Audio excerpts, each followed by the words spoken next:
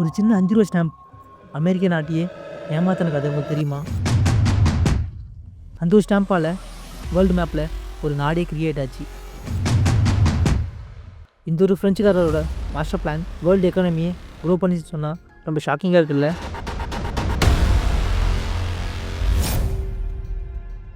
அது எப்படி ஒரு சின்ன ஒரு ஸ்டாம்ப்பால் அமெரிக்க நாடு ஏமாந்துச்சு? ஒருத்தரோட மாஸ்டர் மைண்ட் இந்த அளவுக்கு எக்கானமியை க்ரோ பண்ணுமா?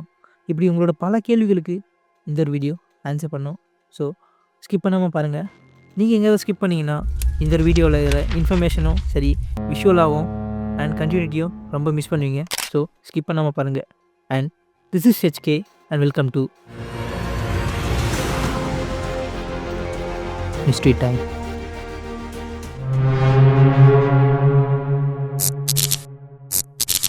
ஆயிரத்தி 850களில் அமெரிக்க கலிஃபோர்னியாவில் இருக்க ஆறுகளில் கோல்டு கிடைக்குதுன்ற விஷயம் வேர்ல்டு ஃபுல்லாக காட்டு தீயாக பரவுச்சு.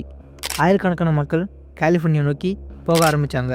கோல்டு கண்டுபிடிக்கிறத விட அது எப்படி திரும்ப கொண்டு வர்றது தான் ரொம்ப சவாலாக இருந்துச்சு. ஒன்று சவுத் அமெரிக்கா சுற்றி போகணும், இல்லைனா பனாமாவையும் போக ட்ரை பண்ணணும். 1855களில் ரயில்வே ஒன்று போட்டாங்க பனாமாவில். ஸோ இதனால் ட்ராவல் டைம் கொஞ்சம் கம்மியாச்சு. கலிஃபோர்னியாவிலேருந்து கொண்டு வர கப்பலில் இருக்க கோல்டை இறக்கி ட்ரெயினில் ஏற்றி மறுபடியும் இன்னொரு இடத்துல கப்பலில் ஏற்றணும். இது ரொம்ப டைம் அண்ட் மணியை வேஸ்ட் பண்ணிச்சு. அவங்களுக்கு தேவையானது ஒன்று தான், அட்லாண்டிக் பெருங்கடலையும் பசிபிக் பெருங்கடலையும் இணைக்கிற ஒரு கால்வாய், இந்த பனாமா கால்வாய்.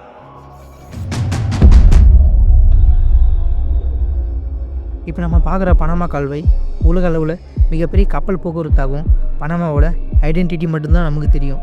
ஆனால் அதுக்கு பின்னாடி இருக்க ஹிஸ்ட்ரி, அந்த அமைதியான தண்ணீருக்கு அடியில் வெறும் கான்கிரீட்டும் இரும்பு மட்டும் இல்லை, 25,000 தொழிலாளர்களோட கனவுகளும் அவங்களோட உயிரும் புதஞ்சி கிடக்கு. 1880 ஃபெடார்டி ரிசப்ஷன் சொல்லிட்டு ஒரு ஃப்ரெஞ்சு இன்ஜினியர் என்ட்ரி கொடுக்குறாரு. இவர் தான் ஈஜிப்டில் இருக்க சூயஸ் கால்வாயை கட்டி வேர்ல்டு ஃபேமஸ் ஆனவர். அதே போல் பனாமா கால்வாயை நானே கட்டுறேன்னு சொன்னார். பட் அவர் எந்த ஒரு யோசனை சொன்னார்னா, அங்கே இருக்க மலைகளை குறைஞ்சி அவர் ஹைட்டு கம்மி பண்ணாலே ப்ராப்ளம் சால்வ் ஆகிடுன்னு சொல்லிட்டு யோசித்தார். பட் அங்கே தான் ப்ராப்ளமே ஆரம்பமாச்சு. ஈஜிப்டில் இவர் கட்டின கால்வாய் ஒரு ஃப்ளாட் சர்ஃபேஸ், அதாவது பாலைவனம். ஆனால் பனாமாவில் அப்படி இல்லை. பனாமாவில் இருக்க பெரிய மலைகளும் இருக்குது, அதே போல் அடர்ந்த காடுகளும் இருக்குது. அவர் பண்ண மிஸ்டேக் என்னென்னா, இது எதுவுமே அவர் யோசிக்கலை. அந்த டைமில் அவரோட ஜூனியர் இன்ஜினியர் என்ன சொல்கிறாருன்னா, சார், மலையை குறையிறது ரொம்ப கஷ்டமாக இருக்கும், அதுக்கு பதிலாக கடல் தண்ணியை மலைக்கு மேலே கொண்டு வரலாம்னு சொல்லிட்டு ஒரு லாக்கிங் சிஸ்டமை சொல்கிறாரு. பட் டி லாசப்ஸ் ஷட் அப், ஐ ஆம் த ஃபேமஸ் கை, சொன்னால் கரெக்டாக தான் இருக்குன்னு சொல்லிட்டு ஃபெயில் ஆகுதுன்னு சொல்லிட்டு வேலையை ஆரம்பிக்கிறாங்க. பட் ரிசல்ட் என்னென்னா டோட்டலி டிசாஸ்டர் ஆகுது. அங்கேருந்த காடுகளில் பல மலைச்சரிவுகளும் அதிக மழையும் பெஞ்சிச்சு. இது மட்டும் இல்லாமல் பல விஷப்பூச்சிகளால் அங்கே வேலை செஞ்ச பல மக்கள் கொத்து சாக ஆரம்பித்தாங்க. ஆல்மோஸ்ட் இந்திய மதிப்பில் 25 கோடி கிட்ட லாஸ் ஆச்சு. அது மட்டும் இல்லாமல் கிட்டத்தட்ட 20,000 மக்கள் இறந்தும் போனாங்க. 1989 ஃப்ரான்ஸ் கம்பெனி பணம் இல்லாதனால இந்த வேலையை அப்படியே ஸ்டாப் பண்ணாங்க. பல தோல்விகள், கொத்தா மக்கள்னு பல பிரச்சனைகளில் மாட்டிக்கிட்ட இந்த ஒரு ப்ராஜெக்ட் இம்ப்ரூவ் பண்ண அப்போ தான் என்ட்ரி கொடுக்குறது இந்த மாஸ்டர் மைண்ட் ஃபிலிப். இவர் ஒரு ஃப்ரெஞ்ச் இன்ஜினியர், அது மட்டும் இல்லாமல் இவர் ஒரு பிஸ்னஸ் மேன். இந்த ஒரு ப்ராஜெக்ட் ஃபெயில் ஆனால் இவருக்கும் லாஸ் ஆகும்னு அவருக்கு நல்லாவே தெரியும். ஸோ எப்படியாவது இந்த கால்வாயை கட்டி முடிக்கணும்னு ஒரு முடிவு பண்ணுறாரு. இந்த ப்ராஜெக்டில் இப்போ தான் என்ட்ரி கொடுக்குறாங்க அமெரிக்கா. அப்போ இருந்த USA பிரசிடென்ட் தியோடோர் ரூஸ்வெல்ட் அமெரிக்காவோட நேவி பவரை இன்க்ரீஸ் பண்ண ஒரு கால்வாய் கட்ட ஒரு இடத்த தேடிட்டு இருந்தார். ஆனால் யூஎஸோட பிளான் ஃபர்ஸ்ட் பனாமா இல்லை, நிகார்குவா. இந்த ஒரு இடத்துல தான் கால்வாயோட பிளான் அமைக்கணும்னு சொல்லிட்டு ஆல்மோஸ்ட் கன்ஃபார்ம் ஆகிடுச்சு. பட் யாரும் எதிர்பார்க்குறது இந்த ஒரு இடத்துல தான் டோட்டல் பிளானுமே மாறுது. இப்போ ஒரு மாஸ்டர் பிளான் போட்டார். US செனட்டார்ஸ், இந்த செனட்டார்ஸ் யாருன்னு பார்த்தீங்கன்னா அமெரிக்காவோட பார்லிமெண்ட் மெம்பர்ஸ் தான் இவங்க. அமெரிக்காவோட முக்கியமான முடிவுகளை இவங்க தான் எடுப்பாங்க. ஸோ இவங்களுக்கு பிலிப் ஒரு லெட்டர் அனுப்புகிறாரு. அந்த ஒரு லெட்டரில் நிகார்குவாவில் இருக்க வேல்கனோஸ், அதாவது எரிமலைகளை பற்றி அந்த வேல்கனோஸ் படம் போட்ட ஸ்டாம்பை அந்த ஒரு லெட்டரில் யூஸ் பண்ணி, நீங்கள் நிகார்குவாவில் கட்டுற கால்வாய் அங்கே இருக்க எரிமலை எல்லாம் வெடிச்சிச்சின்னா நீங்கள் கட்டுற கால்வாய் எல்லாமே அழிஞ்சு போயிடும். ஸோ இந்த ஒரு விஷயத்தை அந்த ஒரு லெட்டரில் மென்ஷன் பண்ணுறாரு.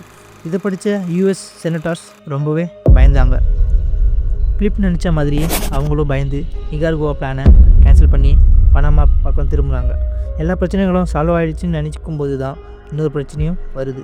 என்னென்னா, பனாமா அந்த டைமில் கொலம்பியாவோட பார்ட்டாக இருந்துச்சு. ஸோ அமெரிக்கா போய் கொலம்பியா கிட்ட இதுமாரி கால்வாய் கட்ட போகிறோம் அப்படின்னு சொல்லிட்டு பெர்மிஷன் கேட்குறாங்க. பட் கொலம்பியா நோன்னு சொல்கிறாங்க. இந்த ஒரு பிரச்சனையை சால்வ் பண்ண பிலிப் மறுபடியும் ஒரு பிளான் போட்டார். பனாமா மக்கள்கிட்ட போய், பிலிப் நீங்கள் ஏன் கொலம்பியா கிட்ட அடிமையாக இருக்கிறீங்க, நீங்கள் ஒரு தனி நாடாக மாறுங்க, அமெரிக்கா உங்களுக்கு சப்போர்ட் பண்ணுன்னு சொல்லிட்டு பிலிப் பனாமா மக்கள்கிட்ட பேசுகிறாரு. அது மட்டும் இல்லாமல் அந்த டைமில் பிலிப் அந்த ஒரு மக்களுக்கு அரசியல் அமைப்பையும் உருவாக்குறாரு. அதே டைமில் அந்த நாட்டுக்கு ஒரு கொடியையும் க்ரியேட் பண்ணுறாரு. பிலிப்போட பிளான் படி பனாமா மக்கள் கொலம்பியாவை எதிர்த்து போராடினாங்க. அவங்களுக்கு சப்போர்ட்டாக யூஎஸும் அவங்களோட நேவி அண்ட் ஆர்மியை எல்லாத்தையும் அனுப்புகிறாங்க. பயமும் முறுத்துறாங்க கொலம்பியாவை. பிறகு பனாமா ஒரு தனி நாடாக மாறிச்சு. பிலிப் ஒரு பிரெஞ்சு நாட்டை சேர்ந்தவர். பட் பனாமாவோட ரெப்ரசன்டேட்டிவாக மாறி அமெரிக்கா கூட டீலை சைன் பண்ணுறாரு. பனாமா மக்கள்கிட்ட யாருக்கிட்டையும் கேட்காம பனாமா கால்வாயோட இடத்த யூஎஸ் கவர்மெண்ட்டுக்கு எழுதியும் கொடுக்குறாரு. இந்த ஒரு டைமில் தான் யூஎஸ் இன்ஜினியர்ஸ் ரொம்ப ஸ்மார்ட்டாக யோசிச்சாங்க. ஃப்ரெஞ்சு மாதிரி மலைகளை குறையாமல் லாக்கிங் சிஸ்டமை அறிமுகப்படுத்தினாங்க. சிம்பிளாக சொல்லணும்னா கப்பலை தண்ணி மூலமாக மேலே தூக்கி மலை மேலே ட்ராவல் பண்ண வச்சு மறுபடியும் கீழே இருக்கிறது தான் பிளானே. இதுக்காக சார்கஸ்ன்ற ரிவரையும் பிளாக் பண்ணி காட்டம் டேம்னு ஒரு செயற்கையான ஒரு டேமையும் க்ரியேட் பண்ணாங்க. அப்போது கட்டின டேம்லேயே இதுதான் மிகப்பெரிய டேம். ஸோ கப்பல் லாக்கிங் சிஸ்டம்குள்ளே வந்த பிறகு வாட்டர் லெவல் இன்க்ரீஸ் ஆகும். ஆட்டோமேட்டிக்கலி கப்பல் மேலே போகும். மொத்தமாக 3 சேம்பர்ஸ் இருக்குது. ஒவ்வொரு தடையும் கப்பல் 26 மீட்டர், அதாவது 87 அடி மேலே தூக்கி மலை மேலே இருக்க செயற்கை கட்டின ஏரி வழியாக கப்பலை கூட்டிகிட்டு போய் மறுபடியும் கீழே இறக்குவாங்க. இந்த பிளான் சூப்பராக இருக்கும். பட் வேலை ரொம்ப கஷ்டம். க்ளூப்ரா கட்டுன்னு சொல்கிற அலையை பாதியாக குறைக்க கிட்டத்தட்ட 24,000 ஒர்க்கர்ஸ் 9 வருஷமாக லைன்மெண்ட்டை வச்சு வெடித்து அங்கே இருக்க மண் எல்லாமே ட்ரெயின் மூலிமா அப்புறப்படுத்தினாங்க. ஒரு சில ஆக்சிடெண்ட் மற்றும் ஒரு சில நோய்களால் அங்கேயும் 5,000 வீரர்கள் இறந்தும் போனாங்க. கிட்டத்தட்ட 10 வருஷத்துக்கு பிறகு 1914 தான் பனாமா கால்வாய் ஓப்பன் பண்ணாங்க. இது வேர்ல்டு ட்ரேடையே மாற்றி எழுதிச்சு. ரொம்ப வருஷமாக இந்த கால்வாய் யூஎஸ் கவர்மெண்ட்டில் தான் இருந்துச்சு. ஆனால் 1999 பனாமா மக்கள் போராட்டத்துக்கு அப்புறம் அந்த கால்வாய் யூஎஸ் கவர்மெண்ட்லேருந்து பனாமா கால்வாய். ஸோ நெக்ஸ்ட் டைம் பனாமா கால்வாயை எங்காவது பார்த்தீங்கன்னா அது வெறும் நீர்வழி தரமாக மட்டும் பார்க்காதீங்க.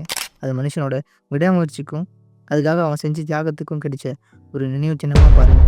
ஸோ இந்த ஒரு வீடியோ பனாமா கால்வாயை பற்றின உங்களோட பல கேள்விகளுக்கும் அதோட ஹிஸ்ட்ரியையும் தெரிஞ்சிருப்பீங்கன்னு சொல்லிட்டு நம்புகிறேன். இந்த வீடியோ பார்க்கும்போது உங்களுக்கு ஏதாவது ஸ்பார்க் கிரியேட் ஆச்சுன்னு நினச்சிங்கன்னா இந்த வீடியோக்கு லைக் அண்ட் சப்ஸ்கிரைப் பண்ணுங்கள். அண்ட் எங்களோட சேனலையும் சப்போர்ட் பண்ணுங்கள்.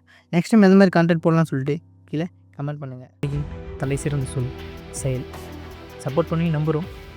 தேங்க்யூ.